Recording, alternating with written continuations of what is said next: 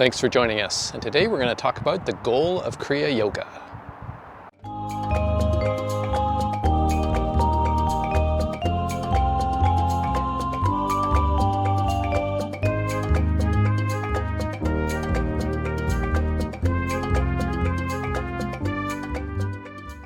So the goal of Kriya Yoga is something that can be different for many different Kriya Yoga traditions.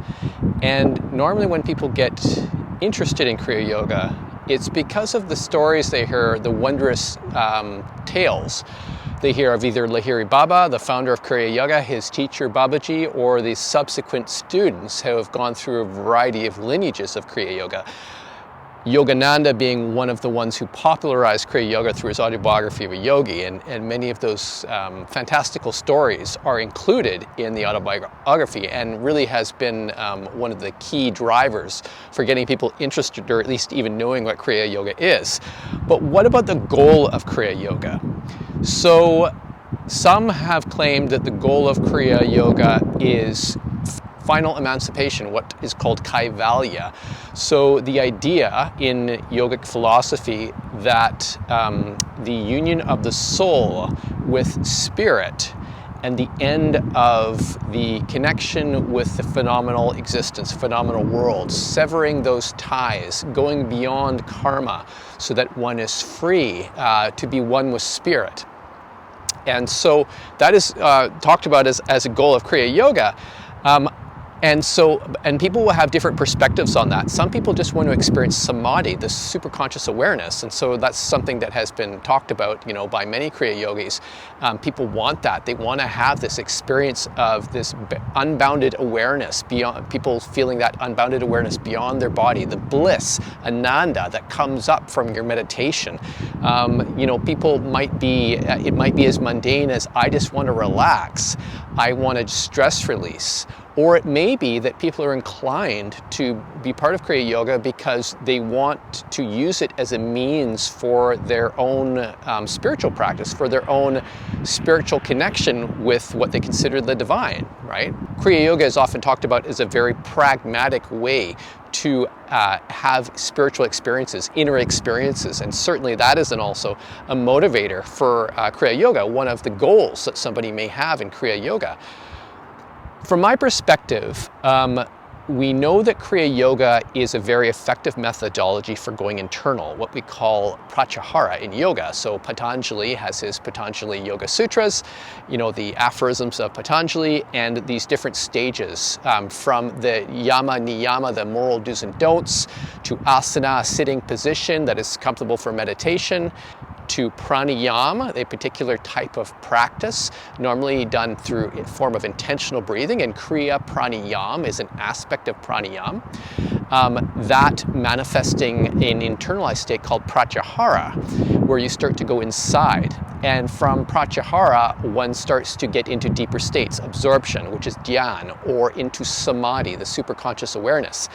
But with a general goal of whatever it is, if it's this deep spiritual connection, if it's this final, realization, if it's wanting to be closer to one's guru, more connected to the guru, being closer connected to one's Ishta Devata, one's personal aspect of God, whatever it is, Kriya Yoga will help to put you in the playing field to achieve those goals, if you will. So the reason that Kriya Yoga is so effective is because it works directly on the body's central nervous system. And so we have a central nervous system which includes the sympathetic nervous system, which you could talk about as our fight or flight system. It's the system that drives a lot of the endocrine system in the body. Cortisol, stress hormone, helps us to initiate action, right? Adrenaline or epinephrine is another type of hormone that moves throughout the body that helps us to do things in the body. It gets us motivated. Too much of that sympathetic nervous system activation tends to burn us out. We start to lose our vitality, our energy, and part of that is because cortisol is flowing through our system, right? If we have adrenaline or epinephrine flowing through, it takes a while for the body to get rid of that, and we don't really feel necessarily good. It can upset our digestive system, all of these kind of things. It's good for short bursts of energy, right? And provided we have enough rest and sleep, we can usually recover from that.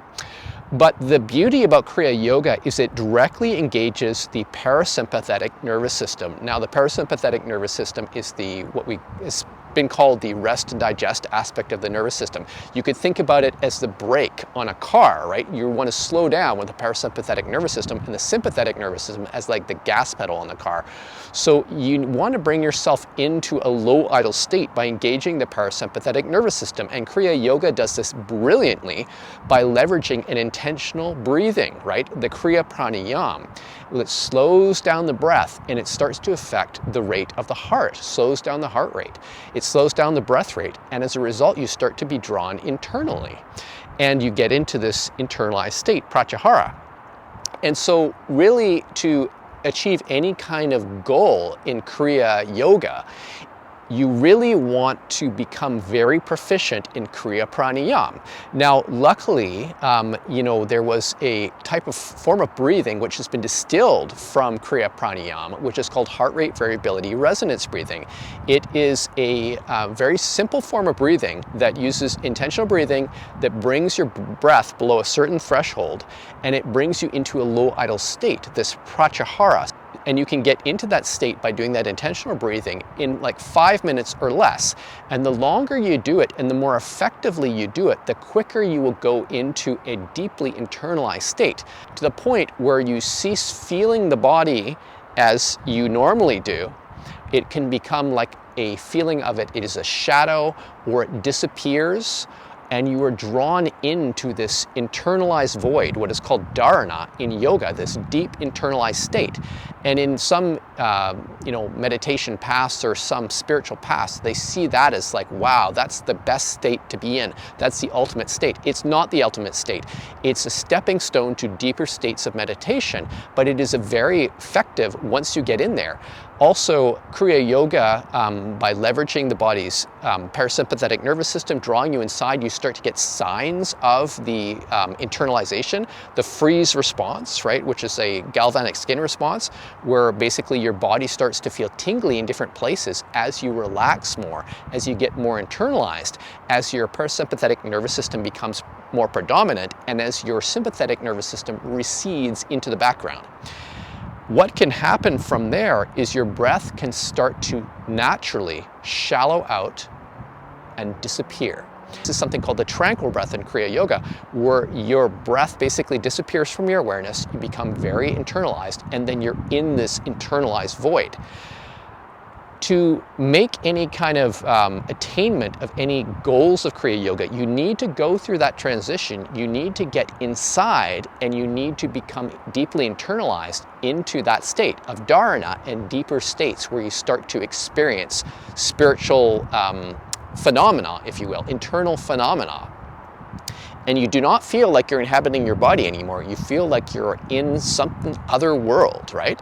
So whatever Kriya Yoga tradition that you're following, or if you're just doing heart rate variability resonance breathing, what you want to do is to ensure that you are doing the practices in a way that is yielding results. You want to be having a very effective practice. And so we have a guided meditation on our YouTube channel about heart rate variability resonance breathing. It's just a 5-minute meditation, guides you to bring your breath below a certain threshold of breaths per minute, and how to breathe slowly and methodically in a way that will induce the freeze response, induce pratyahara. And that is really the trajectory in which you need to follow if you want to get into meditation, into a deep meditation.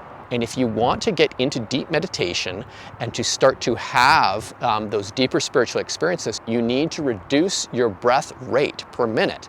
And it is said that people in this modern age are breathing at about 12 to 15 breaths per minute if they're just sort of sitting and relaxing, right? That is too fast to start to get an internalized state happening. You need to bring your breath to 7 breaths per minute, or less.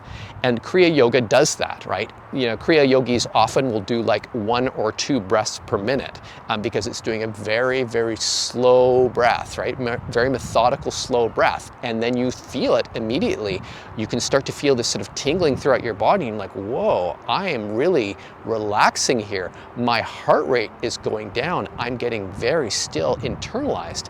And then if you continue that trajectory, eventually your breath will start to disappear, right? And you get drawn within. And when you get that internalized experience, that dharana experience, that internalized void, and then you start to get absorbed in the spontaneous unfolding that happens within you, you will start to progress towards your goals, right? Whatever it is in Kriya Yoga, if it's the sort of, you know, the final emancipation, whatever it is, you need to go through this stepping stone, this trajectory of getting internal first before you can start to move in those, you know, inner vistas, if you will, those inner spiritual vistas, and start to address some of the things that arise in your meditation. Now, I teach Kriya Yoga in the Panchanan Bhattacharya lineage, right? Now, Panchananji was Lahiri Baba's preeminent disciple. The Kriya Yoga that I teach is considered, you know, the original Kriya Yoga. It was all 7 initiations that was provided by Lahiri Baba to Panchananji. And we still teach all of those practices. At Modern Kriya, we teach it from a modern perspective, so we understand how the body's, you know, nervous system works, how the brain works, all of that kind of stuff. And so we really build on that understanding of the fundamentals of the way that we're made up, and using those ancient practices to get deep inside, right? To allow those spiritual experiences to manifest, and then to start to work towards our greater goals in Kriya Yoga. So if you've been practicing Kriya Yoga for a while with any particular teacher, ask yourself, are you getting results in your meditation? Are you getting into pratyahara, into internalization fast, right? So are you getting into the tranquil breath where basically the breath disappears, what is called breathlessness? Are you getting into that? Are you getting into this internalized void, right? Are you getting deeper states that are coming out where you're becoming absorbed in your inner spiritual experiences? And if you are, that's great. But if you aren't, you might want to rethink the way you're doing Kriya Yoga, so that you can move closer to the goals that you have in your Kriya Yoga practice. So if you have any questions about this video, feel free to send me an email at info@modernkriya.com. Also check our website at modernkriya.com and our YouTube channel. So thanks for joining us, and we will see you next time.